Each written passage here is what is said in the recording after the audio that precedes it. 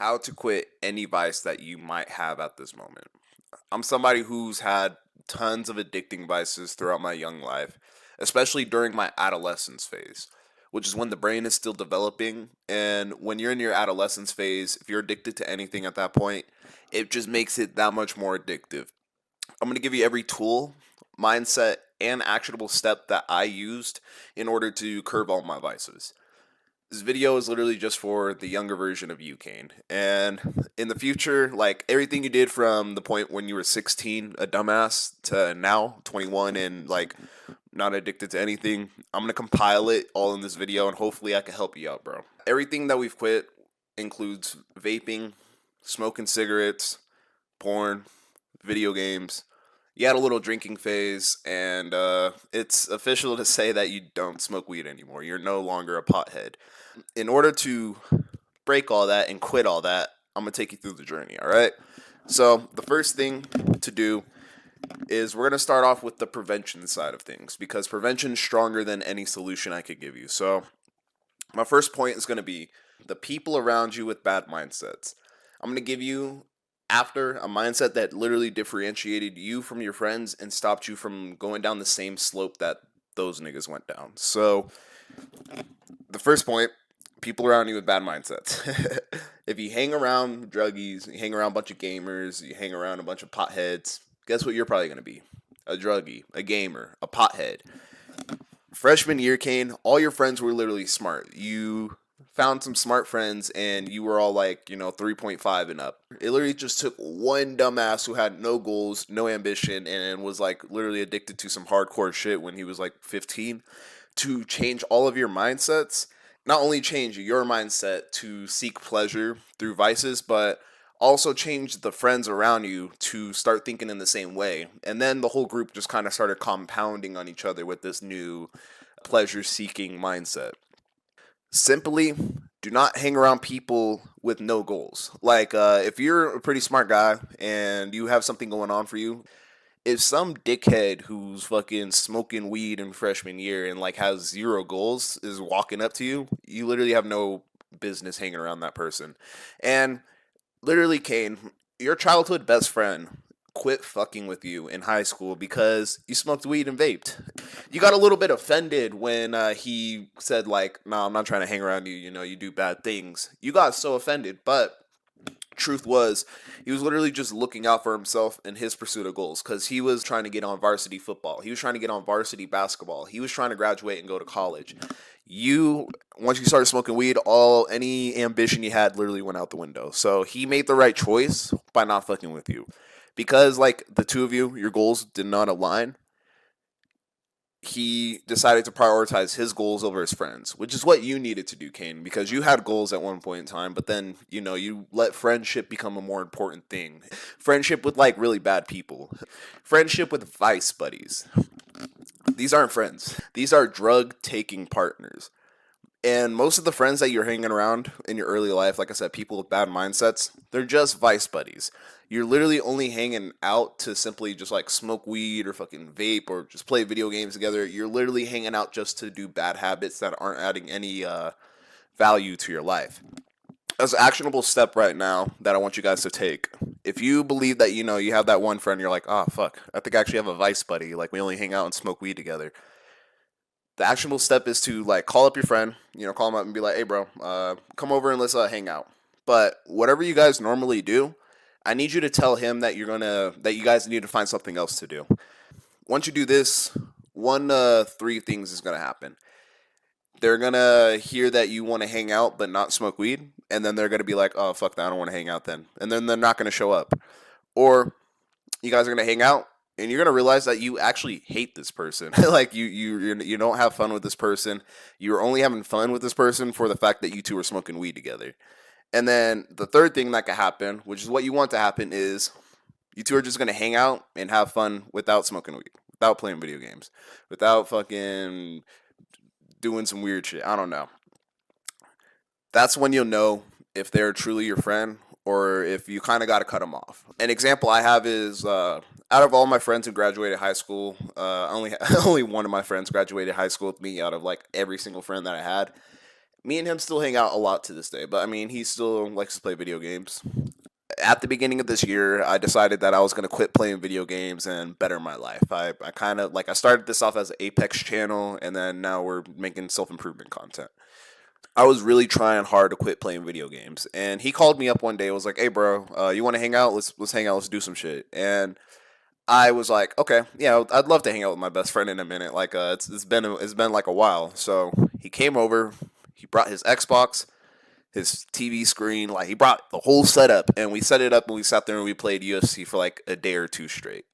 I felt like shit the entire time because like my goals, I'm trying really hard to quit playing video games, and the fact that he just wanted to hang out and play video games showed that our goals were not aligning at that moment. So when he called me up the next week and was like, "Hey, bro, you trying to hang out again?" I told him, I was like, "Yes, bro, I would love to hang out with you, but if you're gonna come over, I need you to not bring your Xbox. We dead ass just gotta find something else to do." I told him straight up like that. Here's what happened. He came over with no Xbox. We found some other shit to do. We had fun like normal people. We went to the gym. We went and bought like a basketball from Walmart and we played basketball for like hours straight.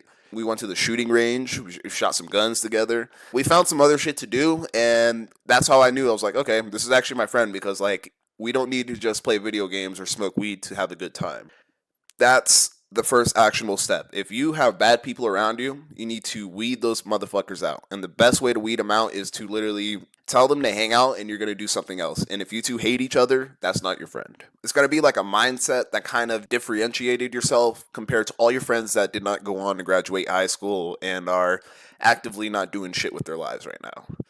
This identity helped you big. This part is a more serious part of the video. This is for like people who are addicted to actual hard shit. So if you're just like a regular guy here with a porn or video game addiction, or like you smoke weed every once in a while, you could go ahead and skip this part of the video. This identity literally stopped you from like falling down the slippery slope that your friends fell down to the point where they're like literal drug addicts now. The mindset is simply, I am not a fiend, because you need to literally have enough respect for yourself to get infuriated if someone perceives you as like a slave to your vice or as a fiend, you know? And the reason why you get infuriated or like you have enough respect to yourself to actually get mad and somebody said something like that to you is because you actually grew up around drug dealers, and you knew what the fuck a head was ever since you were in fucking diapers, Kane. When one would talk to you, you would actually genuinely kind of really despise these people. Like when you were like 5'4", you know, it's just like some dude who's high as hell trying to be nice to the kid in the room. You despise that motherfucker. And you knew from that point that you did not want to end up like any of these motherfuckers around you. So that identity slash mindset literally stopped you from falling down the slippery slope that your friends went down. The reason why I said this mindset was so important is because it got to a point where you literally confronted your friends at the time and you called them fiends to their faces. And it blew your mind when they said this, but they literally looked at you and said, "Yes, Kane, we're just in it to get high. That's like the point of my life. I'm just here to get high and then get unhigh and then get high again." That shit blew my mind because it's like there are actually people who walk around the world with no goals, and their only purpose in life is to get high or do some stupid shit. Like I said, that's why it's important to just like not hang around these people. And that's going to bring me to my next point. You literally can't get addicted to a substance that's never been in your body. And that identity stopped you from trying a lot of the stupid shit that they went on to try, because they were saying stupid stuff like, man, I just want to try Xanax real quick for the experience, man. I need to know what it's like." And if you have someone trying to convince you to do some stupid shit, one, just punch them in the nose, get them out of your life. And remember, you can only get addicted to a substance if it's been in your body. So why the fuck are you going around putting highly addictive substances into your body to try it out for the experience? You know, that's like some of the most retarded shit I've ever heard. That's why by the time you guys all quit hanging out, the group's falling out, you were literally still in school with just one friend, and all those dumbasses had dropped out with a Xanax addiction. That's everything you can do to prevent addiction. Identify who the bad people are in your life. Quit hanging around them. You can't get addicted to a substance that's never been in your body. And then also, if someone perceives you as like a slave to your vice, have enough respect for yourself to actually get mad if someone's all like, "You're a pothead." Bitch, no, I'm not no fucking pothead. Like, I got goals. Like, I'm trying to do shit with my life. And have enough respect for yourself to be real with yourself. If they're saying it, there might be some truth behind it. Moving on to the next part of the video. Now that you actually respect yourself enough to not hang around bum ass niggas, you actually want to go somewhere with your life from now, and that's the first part, prevention. Prevention's better than any solution I'm about to give you. Now that you have the right mindset and you want to go somewhere with your life and you're not hanging around bums, it's time to actually start fighting the addiction. Now that you're trying to better your life, you still have some vices with you. You might fucking watch porn every once in a while. You might just play video games chronically. You might just be smoking a little bit of weed. In order to fight the addiction, you first need to know how addiction starts and like kind of how it works in your brain. Once you understand like whatever the hell you're addicted to, then you could actually use the tools that are like available on the internet, all the information on the internet, all the help that's on the internet. You can actually use that to fight the addiction once you understand how it works. I'm going to explain a diagram, but before I do, I want you guys to know that the actionable step right here is whatever your vice is, I want you to look up Andrew Huberman on YouTube. He's a scientist. He's made hour-long videos about whatever your vice is. It doesn't matter if it's porn, mushrooms, you're addicted to nicotine, you're addicted to fucking caffeine. He made a video on it. I want you to go watch the video. You need to watch the full video if it's your vice. So then you can understand how it's impacting your body, what detriments you're actually doing to yourself, and then if there are any positives, how you could just only extract those positives while minimizing the detriments of like whatever vice you're addicted to. You need to understand this shit to the T if you want to beat it. Go ahead and click off this video. If you're like addicted to marijuana, go watch his marijuana video. If you're like addicted to mushrooms, go watch his mushrooms video. If you're addicted to like porn, go watch him and fucking Jordan Peterson talk about why porn is really bad for you. How addiction basically works is, the best way I could kind of explain this is this diagram right here. First, you start off normal. This line across the paper is like your baseline dopamine, they call it. When you, let's say you want to go smoke weed. When you smoke weed, your dopamine skyrockets all the way the fuck up, like right there where it says climax, and then whatever goes up must fall. So then it's going to fall below your baseline dopamine. Whenever your dopamine goes below baseline, that's where a pain/urge is created. Smoke weed for the first time, you get really happy. Now your dopamine drops and you're all like, okay, life's kind of shitty, I would like to smoke some more weed. That's that pain urge kind of influencing that thought, because you're all like, fuck man, I need my dopamine higher, bro. Like I need weed. That's kind of like how your brain's working. But if you smoke weed when you're below baseline, one, you're not even going to go up anywhere near where your dopamine went the first time, so you're going to get disappointed with the results that you get. And then two, once you smoke below baseline, you're actually going to drop even further down. So like that's why this dips further down than this one. And now you have even more pain because you're even further down below your baseline dopamine. That's why I said, as the actionable step, go look up Andrew Huberman on YouTube and watch the fucking hour to 3 hour long podcast that he made about your vice. Understand it, and then once you understand it, then you'll be able to fight it. I do want you to know something. If you're addicted to something, know it will never be as good as the first time. Like the first time you smoked a cigarette or hit a vape, anytime after that is never going to compare to the first time. That's why it's good to just like not even give in to these fucking vices. And the only way to quit is literally cold turkey, because you see, if you try to wean yourself off of something, you take a hit while you're already below baseline, you're going to go even lower below baseline. So you're going to create just an even stronger urge if you try to wean yourself off of like nicotine. You try to wean yourself off of weed. You're just going to create a stronger urge if you like wait a long time and then do a little bit, and then it's like not even comparing to what the first time that you were expecting it to, and then on top of that, now you just created a bigger urge. It's like not going to help you at all. The only time you would need to wean yourself off of something is if like you're addicted to like some actual like hardcore drug that will actually like kill you if you just like quit taking it altogether because you built that big of a dependence. In that case, go to a medical professional, get the fuck off my video. But that's like something 99.999% of people watching this video will probably never experience. So now that you know kind of how it works and why you need to quit cold turkey, the next thing is just to have a different identity. Because if you have the identity of someone who's all like, I'm trying to quit smoking weed, I'm trying to quit fucking watching porn, I'm trying to quit smoking cigarettes, there are two sides of the fence. and my dad said this to me when I was really trying to like stop smoking cigarettes and vaping in high school. He told me, he's like, Kane, there are two sides of the fence. You cannot straddle the middle. You need to fucking pick a side. Because I'd always be like, I'm done smoking cigarettes. I'm not smoking anymore. And then like 3 hours later, I'd get a really strong urge, and I'd be like, Dad, can I just have a Newport? And that shit probably pissed him the fuck off. But that's why he said, he's like, there's two sides of the fence. You can't fucking straddle the middle and be like, oh, I'm quitting cigarettes, and then go smoke a cigarette. It's like, are you a smoker or are you not a smoker? Are you a pothead or are you not a pothead? Are you a fucking meat beater or are you not a meat beater? You need to pick which identity you have. You can't have the identity of, oh, I'm someone who's trying to quit smoking cigarettes. No, you're either smoking cigarettes or you're not smoking cigarettes. Fucking pick a side. Quit being a bitch. Once you pick the identity that you want, like you're not a meat beater, next time the urge comes up to, want to watch porn, load up Mia Khalifa on fucking Pornhub, remind yourself of the identity that you just gave yourself. I'm not a meat beater. So what does a meat beater do? He goes on Pornhub and touches himself in his room. Is that you? No, you have the identity of someone who's not a meat beater. So remind yourself of that identity whenever the urge comes up. Another tool you could actually use to fight an urge when it comes up, like let's say I just really have the strong urge to, because I just quit smoking marijuana about like a week and a half ago. Let's say I just have the strongest urge to just smoke weed right now. I would literally just sit here. Let's say the urge came up. I'm like thinking about smoking weed.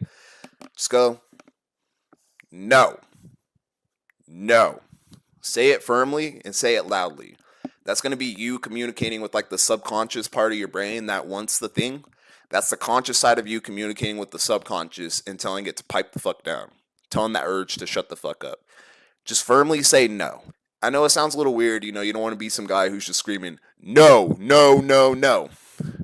I kind of get that. But if you want to fight the urge, it literally helps so much. If you allow your brain to continue thinking on about that thing, I can't explain it like with that diagram again, but the way how it actually works is like you think about smoking weed, your dopamine goes lower. Now you want to smoke it.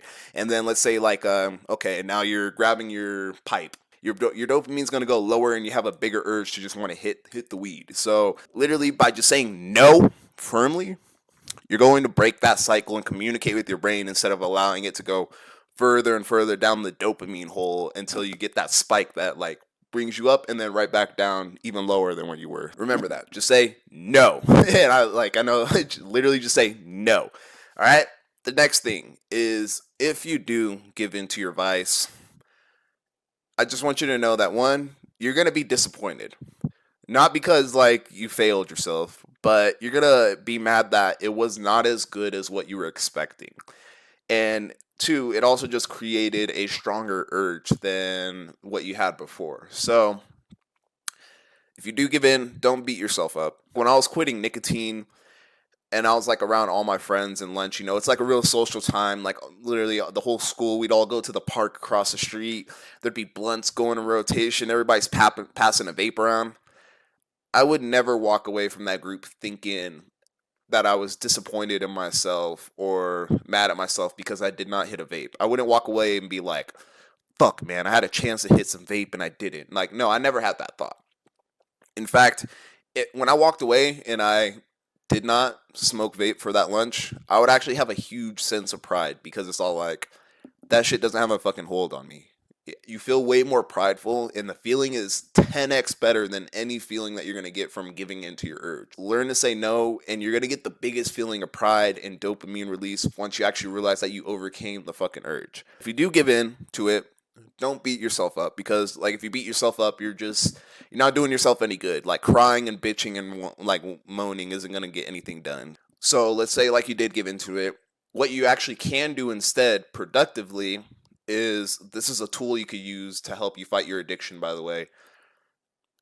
Journal it out. Literally just journal it out. If like let's say you relapse, like you're trying really hard to quit drinking right now and you relapse. Don't beat yourself up and start like texting your family and saying like I'm sorry. Just journal it out and write down, why did you relapse in the first place? Like what happened? What was the trigger? What was going on in the room? How did giving in actually make you feel? Because if you're going to sit there and text your family about like how sorry you are, you're probably not feeling too good. And You cannot let those thoughts just like come into your brain and then just like try to push them out. Put them on a piece of paper and let them be there forever, because then that's going to remind you of why you want to quit. That third thing that you can actually journal about is remind yourself of why you wanted to quit in the first place. Remember how I said if you give yourself that identity, you're going to have another reason to quit? Remind yourself of why you chose to quit in the first place. Like when I was smoking cigarettes in high school, a huge reason why I wanted to quit was because one, I wanted nice skin as I grew older. Two, I wanted nice hair as I grew older. I know my hairline's a bit fucked up right now, guys. Don't flame me. Smoking cigarettes was gonna speed up hair loss. Smoking cigarettes is gonna give me shitty skin. Smoking cigarettes is gonna make me walk around having bad breath. The thing that put the final nail in the coffin was like throughout my high school year, I would buy like expensive ass clones. No other high schoolers walking around with cologne on. So I would put on this expensive cologne with like, I think I bought some Blue Day Chanel, cost like $200. I put that shit on, I'm walking into class. Every time I would sit down next to this fucking girl in class, she'd be like, "You smell like cigarettes." Bitch, I just fucking put on $200 cologne. You want to tell me I smell like cigarettes? What's the point of having the identity of wanting to wear expensive cologne if I'm just gonna drown out the smell with fucking smoke? Really remind yourself of why you quit. So like anytime I did smoke a cigarette, I would kind of write that down and be like, you want nice hair, you want nice skin, you want to actually smell good when you walk around people. You don't want people fucking smelling smoke on you, Remind yourself of why you quit. And that's how you could properly handle a relapse. A lot of people, they'll relapse on porn and be like, oh, well, fuck, I already fucked today up. I'm going to just jerk off 3 more times. I already drank today. I might as well drink 5 more beers because I fucked up my, me trying to quit. I hit a vape once. I might as well just vape for the rest of the day. One, you're creating stronger urges, and two, you're not being productive. Like actually just journal it out. Be productive. Fight the vice. Let's say that you successfully made it through your urges for a whole day. Spend 24 hours with no porn, no video games, no drugs, Do not celebrate. This is something I actually learned from Brandon Carter. If you like celebrate or act like something's a big accomplishment, it's going to make you perceive it as like a really difficult task to accomplish. If you're in the gym and you're fucking working out and you're making faces and shit while you're working out, you're like fucking screaming like, ah, like hitting that bicep curl. Yeah, you feel like you did something, but now your brain actually thinks that you have to put in a lot of hard fucking work just to hit that workout, and then you're gonna be less likely to hit that workout. If you make it 24 hours without like watching porn or fucking smoking weed, and then you like celebrate, you're like, fuck yeah, I made it 24 hours without weed, yeah, woo. Your brain's gonna be like, damn, that's a big accomplishment. It takes a lot of fucking work to not smoke weed for 24 hours when you should just pretend it's nothing. Just pretend it's a normal day. Don't celebrate. In sales, they say don't let your highs get too high or your lows get too low. You just need to stay even keeled. If your highs get too high, it's going to be way harder to ever get back up there. If your lows get too low, life's just going to feel like shit. But if you do make it through 24 hours, instead of celebrating, I just want you to simply get a calendar, a physical calendar you could put on your wall. If like you made it through the day, I just want you to mark if you did it, if you made it through or not. This is literally how I fucking quit smoking cigarettes and porn. Add the calendar, and if I made it through the day, I'd put a little dot at the top right of the calendar of without smoking weed. And then if I did make it without porn, I'd put like NF for no fap. That's gonna help you. And I'm gonna explain how. One, I don't need you to focus on how many days that you've been free or like quitting your vice. Don't be like, ooh man, I got 7 days without porn. The identity of I'm quitting and I finally made it to day 30 of without watching porn, that's weak as hell. It sounds like you want to do it, like for one, like because you're like, ooh, I'm quitting, I finally made it to day 30. This is a big accomplishment in me. That sounds weak as hell. You sound like you still want to fucking beat your meat. Remember, just have the identity of I'm not a meat beater. Okay, boom, you made it to day fucking 30. Who gives a fuck? You're not a meat beater. You're never touching yourself again. When you're marking the thing on the calendar, though, if you have like a huge ass streak of just like, circles and NFs, and then let's say like one day you fuck up in the middle of it, and now you have to put a fucking big ass X through it, that pattern's gonna throw off your brain because your brain actually would get a hit of dopamine whenever you'd fill in that circle and write NF. Now that you have to just like put a random X, not only is it going to throw off the pattern that was there, your brain loves patterns, by the way. You're not going to get that hit of dopamine too, and you're going to feel like shit. So it's going to make you want to do the good things so then you could get that hit of dopamine at the end of your day. That's kind of everything you needed to fight the urges that are brought up, that vices bring on, I do want you to know, however, urges, unfortunately, they literally never go away. They do become less frequent. They do become less strong, like less powerful as your dopamine goes back to kind of normal. But that was what the first part of this video was about, prevention. Because, like I said, they only become weaker over time and like less frequent, but they never go away. So prevention's key because you can only get addicted to something that's been in your body. If you just never do it, you're never gonna have any of these problems. Don't subject yourself to like bullshit. You know, if you've never fucking took mushrooms before, don't take mushrooms for the experience. Don't sit down and play video games. Video games are fun. You're gonna want to sit there all day and waste your life away. Don't subject yourself to the bullshit. Kane, over the course of your life, you know, you've quit nicotine, you've quit porn, you've quit fucking playing video games. By the time you become an adult, you literally make the decision to stop smoking weed and drinking alcohol as well. Right now, you're actually just genuinely high on life. And it's way better to just be like this, kind of just, you know, high on life and not allowing an external factor to have control over your happiness. It's not going to be the end of the world if you have a drink, especially if you're doing everything that you need to do to make sure that you earn it. Like, you know, you're working 60 hours a week and like work plus your business. You've been working out every single day, you're doing your workouts, you're doing your cardios, you're making sure that you're always making forward progress in your life. If you have a drink every once in a while, it's not going to be the end of the world. This is where a lot of fucking motherfuckers are going to come in and just start coping. Some mouth breather is going to be up in this bitch thinking, well, he said he could have a drink every once in a while. It's not bad. And then there's going to be another mouth breather over in the corner being like, well, caffeine's a drug and you're addicted to caffeine, so I guess I'm allowed to smoke weed. No, shut up, ho. You can't say Andrew Tate's addicted to cigars and caffeine. You can't say that caffeine's a drug, so you're going to do this drug. You guys need to actually like kind of consider, like, do you even want weed in your body? Do you want alcohol in your body? Do you want porn in your life? Don't compare somebody else's addiction to yours. A lot of people will be like, oh well, fucking Elon Musk smoked weed one time on fucking a podcast, so I'm allowed to smoke weed. Nigga, he did it one time. Like I would always genuinely cope in the past. Steph is cold. For a lot of the guys in the self improvement space, if you don't know who Steph is cold is, go look him up. He's fucking legendary. But Steph is cold. Like, he probably started off 3 videos in the course of his whole entire 5-year YouTube career. He started off like 3 videos by saying like, I'm high as a bitch right now. I'm about to speak some facts, nigga. Like, you know, and like I would use that as an excuse to sit there and smoke weed all day, every day. Just don't cope and compare your addiction to other people's. Like, you know, if you have a fucking problem, and if you actually look into how the substances are impacting your body, then you can make the decision of if you want it in your body or not. Whenever some hard work needs to get done, a cup of coffee helps me fucking work harder. That's basically everything. Just don't cope. You know, like, if you're gonna say caffeine's a drug, shut up, ho. I just hope this video would allow you, Kane, to speed up the process of quitting any of your vices.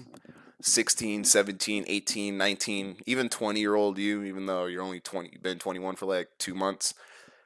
I hope this speeds up the process of you quitting your vices. Since talking to past me is actually impossible, whoever is watching this video, if you actually made it to the end, I genuinely hope the tools or mindsets I said were of at least of some type of value to you, even if it's just like one tool out of the whole video. Go down below, hit the like button, see what I'm like actually genuinely capable of now that I don't have the hold of marijuana on me anymore. Like, I genuinely have like my full brain power. So go ahead, subscribe, and see what the fuck we're capable of.